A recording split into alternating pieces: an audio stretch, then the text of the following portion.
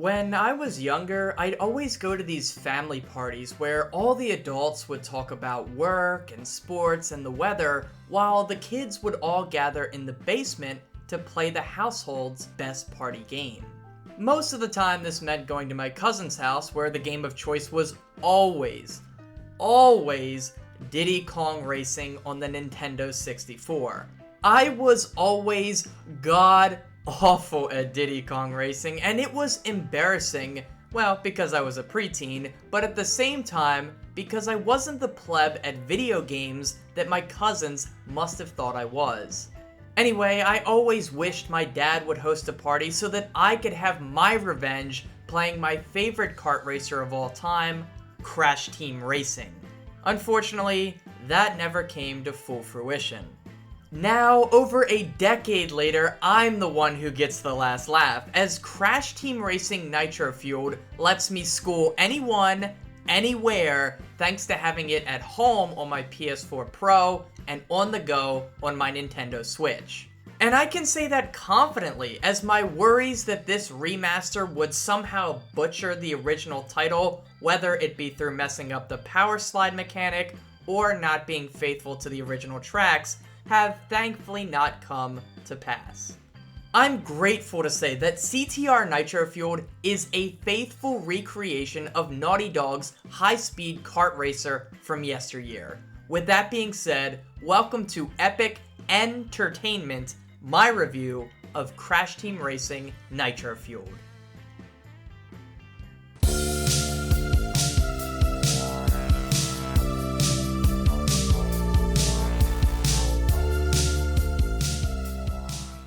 So let me be clear, I consider myself more than a casual fan of Crash Team Racing, as I completed the game many times while also completing all the relic trials and CTR token challenges.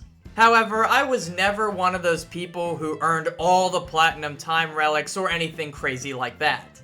So what this means is that this review is going to be tailored for people who are in the same category as me or who belong to more of a casual audience.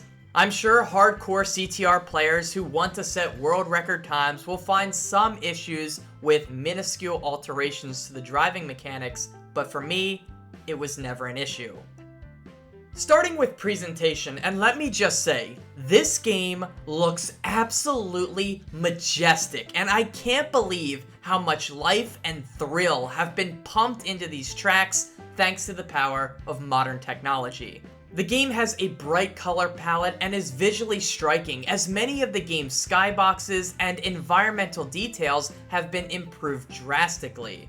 Fans of the Crash Bandicoot series will be delighted to take laps around some of these remade tracks just to see the extra additions that have been added to the backgrounds and foregrounds. Each track is given a stronger sense of identity due to the inclusion of background characters and unique moving objects that again breathe life into each track. This is especially true for the original levels from Crash Team Racing that are featured throughout the game's adventure mode, which serves as its campaign. Nitro-Fueled also graciously includes remakes from all the levels in Crash Nitro-Kart as well. However, these tracks are only selectable from the arcade mode and didn't get quite as much polish as the original tracks did.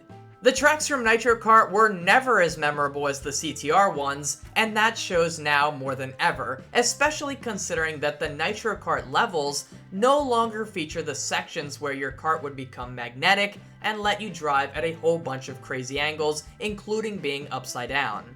These Nitro-Kart levels feel decidedly empty and hollow when compared to the original tracks. However, I am still grateful for their inclusion.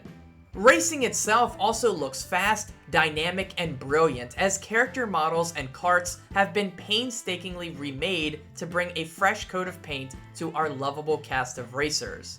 I must also note that the particle effects look particularly awesome, whether it comes from a TNT exploding on someone's head or a missile making contact which blows someone sky high.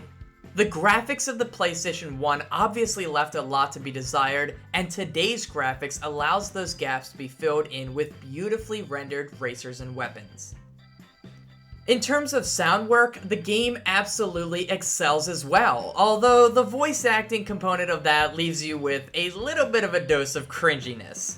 However, the sound and music is top notch, but ultimately that is due to the fact that it remains pretty much unchanged from the original score from the first release.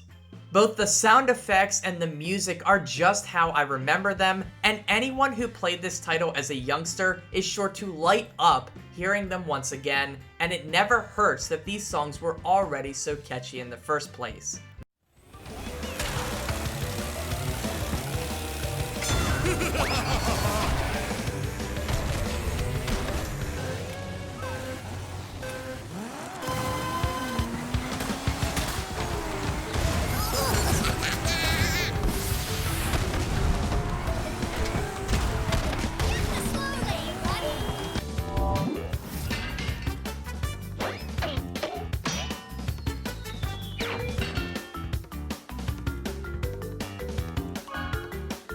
That title theme is forever burned into my head. Voice acting, though, is a different story, as all the lines have been re-recorded with new actors and actresses, and I'd say most of them missed the mark.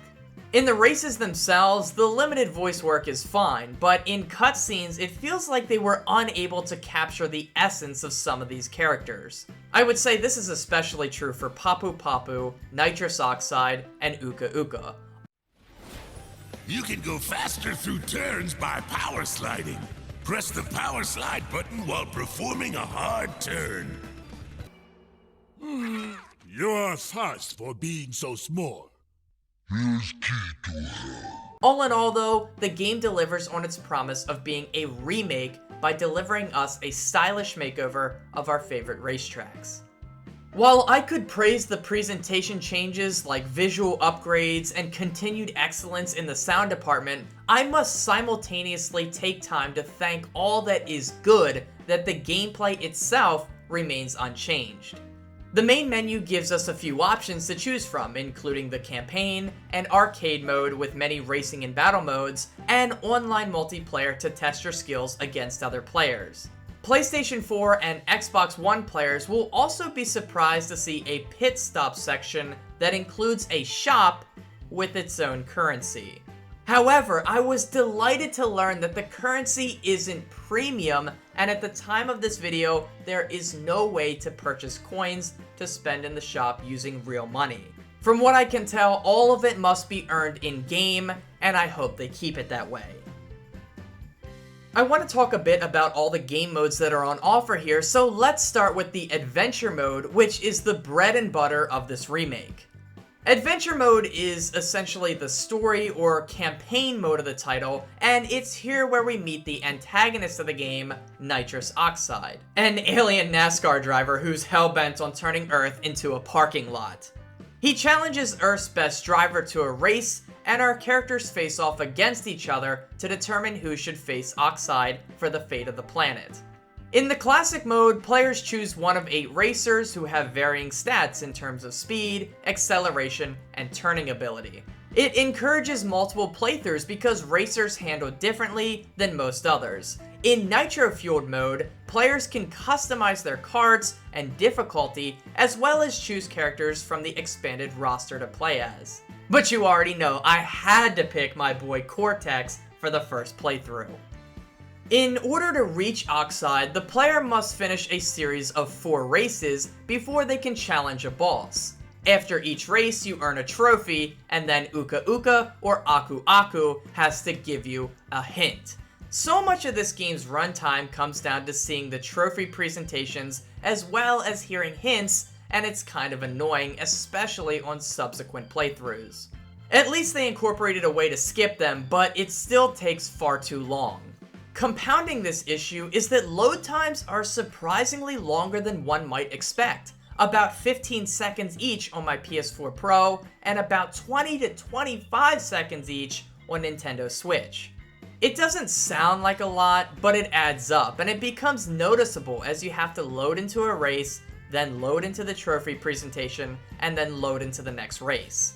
Anyway, the process of collecting 4 trophies and then racing a boss is repeated 4 times until the player eventually defeats Oxide for the first time. After beating him once, the player still has some work to do in order to get the true ending. They then have to collect every time relic, which is accomplished by getting under a certain time on each track. This is a great way to extend the game's length and offer players a new mode in order to challenge them in a new way. Doing so allows the player to beat Oxide once and for all. The player can also take on the same tracks a third time in order to collect the CTR tokens. This is accomplished by collecting the letters C, T, and R, which are spread throughout the track and then finishing in first place. Unlocking all the CTR tokens allows the player to complete the cup races, which are essentially a series of 4 races where the position you finish in determines your point total. The character with the most points after 4 races wins a gem, and this is required for 100% completion. So that's how adventure mode is structured, but how does it feel to actually race? This was my biggest concern coming into the title, and I'm glad to say that I think it turned out as good as it could have. Crash Team Racing was awesome in the sense that anyone could pick it up and play it, as the basic driving mechanics were simple to understand. However, the game also includes more advanced mechanics that can be used to better your racing skills. The key maneuver in the original title and in this remake is the power slide, which essentially allows players to boost their speed infinitely if they're skilled enough. It was critical to get the feel of this maneuver right, and for me, it feels perfect. How in some cases, it's important to abuse the power slide mechanic, as it feels like the competency of AI opponents has been raised a bit. I mean, I lost a couple of races throughout the adventure mode, which surprised me, and Hot Air Speedway took me about 30 minutes to finish first, which is crazy. Or maybe I'm just a bit rusty. God, I still have never learned how to make this turn successfully, and it costs me dearly every single time I do this track. They also nailed the speed boost you get from jumping off ramps, and it's an insanely useful way to maintain that adrenaline rush you get from maintaining max speed for a long time. I'm glad to say that the racing mechanics have been kept true to form and in pristine condition, because failing to do so would have been a quick way to piss off all the fans. Just look how some people reacted to the Crash and Insane trilogy. It makes me wonder if people will rage about Nitro-Fueled as well, but honestly, I think Beanox nailed it.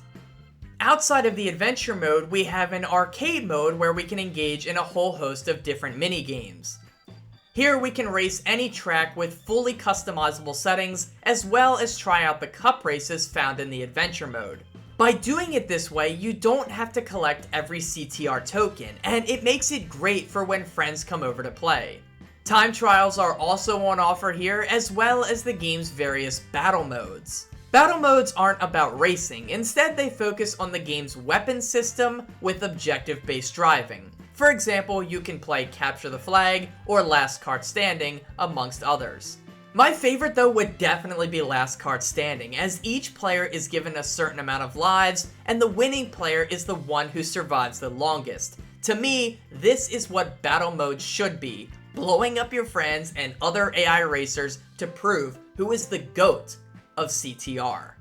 By the way, if it wasn't obvious, all of these modes within the arcade section can be done in a local split screen format so that multiple friends can get in on the fun from the comfort of one couch. Finally, the game also has an online multiplayer mode where you can test your skills against friends in private lobbies or against strangers in public matches. I love this mode, as it actually lets me figure out if I'm as good at the game as I think I am. Of course, the randomness of the weapons you get has a big impact on the place you finish. At least that's what I tell myself when I finish 7th place. Speaking of weapons, I must admit the game is in need of some tweaking for how it decides what weapon you get upon breaking a box. Typically, the best items are reserved for racers in the lower places like 7th or 8th, but there have been a few times when I've been in 1st or 2nd and received really good items, like the blue orb, which acts as an unblockable homing missile on the player in 1st place, or an Aku Aku mask that briefly gives you invincibility and a speed boost.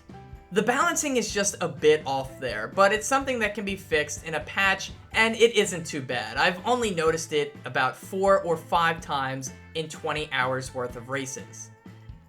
Playing through any of these game modes on PS4 or Xbox One earns the player the in-game currency that they can use to customize their kart or buy new characters in the pit shop. I kinda like this, but again, it's only because it's not based on a premium currency that players can spend real money for. It allows everyone to have a fresh look when compared to one another, and it's cool that they included skins from not only Crash Team Racing and Crash Nitro-Fueled, but also Crash Tag Team Racing. It's a fantastic way of paying homage to Crash's racing roots. For me personally, this remake of Crash Team Racing is everything I wanted. Beautiful redesigns of the iconic original tracks, a dedication to maintaining the excellent sound design, and most of all, a faithful adaptation of the original driving mechanics that allows players who haven't touched the original in years to pick it up and play without hesitation.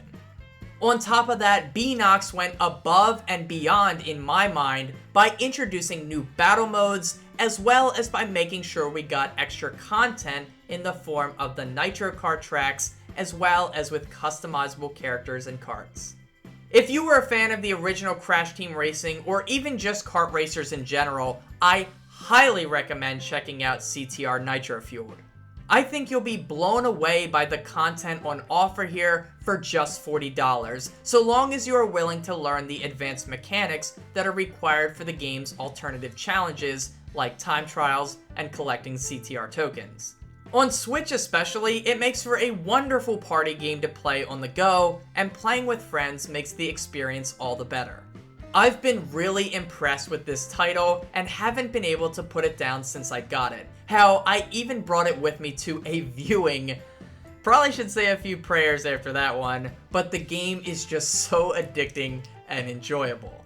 Anyway guys, thank you so much for watching. Please leave a like if you enjoyed this review. Consider subscribing for more. Follow me on Twitter @NopeNapNarp. And as always, have a nice day and take care.